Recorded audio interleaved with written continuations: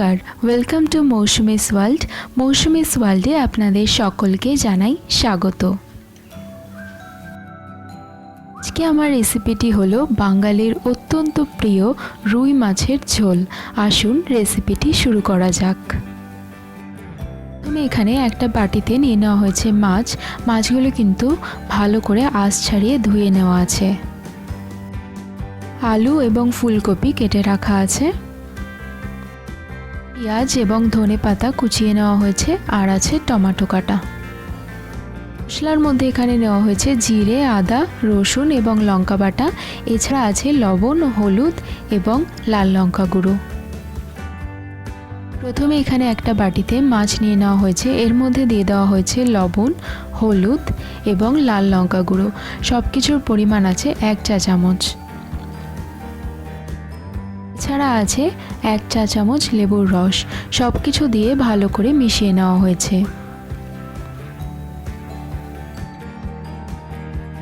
পর একটা কড়াই নিয়ে এর মধ্যে 2 চা চামচের মতন তেল দিয়ে দেওয়া হয়েছে। ভালো করে গরম হয়ে গেলে এর মধ্যে দেওয়া হয়েছে 1 চিমটে লবণ। এর মধ্যে সামান্য পরিমাণে লবণ দিয়ে দিলে তেলটা ছিটে বাইরে বেরিয়ে আসে না। ফুলকপিটা হালকা লাল করে ভেজে নিতে হবে।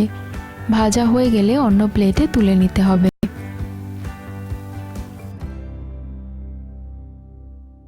কড়াইতে আরও 2 চামচের মতন তেল দিয়ে এরপর মাছগুলোকে ভালো করে ভেজে নিতে হবে।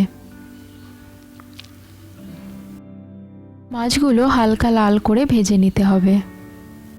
ভাজা হয়ে গেলে একই তেলের মধ্যে দিয়ে দিতে হবে সামান্য একটু জিরে। 1 থেকে 2 মিনিটের মতন ভাজা হয়ে গেলে এরপর এর মধ্যে দিয়ে দিতে হবে কেটে রাখা আলু। আলুগুলো একটু নেড়েচেড়ে নিয়ে এর মধ্যে দিয়ে দিতে হবে লবণ এখানে দেওয়া হয়েছে 1 চা চামচের মতন।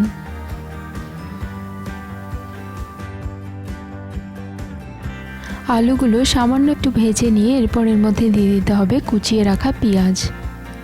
তারপর এর মধ্যে দিতে হবে সামান্য হলুদ গুঁড়ো এখানে দেওয়া হয়েছে 1/2 চা চামচের মতন।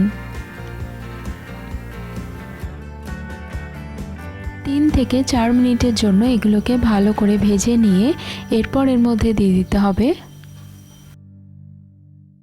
জিরে, আদা, রসুন এবং লাল লঙ্কা বাটা। সব কিছুর পরিমাণ এখানে নেওয়া হয়েছে 1/2 টেবিল চামচের মতন। সব কিছু দিয়ে ভালো করে মিশিয়ে নিতে হবে। মশলাটা ততক্ষণ ভাজতে হবে যতক্ষণ না মশলা থেকে তেল বেরোচ্ছে। সামান্য একটু জল দিয়ে মশলাটাকে কষিয়ে নিতে হবে। 5 থেকে 10 মিনিটের জন্য মশলাটাকে ভালো করে কষিয়ে নিতে হবে। পর এর মধ্যে দিয়ে দিতে হবে কেটে রাখা টমেটো দিয়ে 1 থেকে 2 মিনিটের মতন ভেজে নিয়ে এরপর এর মধ্যে দিয়ে দিতে হবে ভেজে রাখা ফুলকপিগুলো।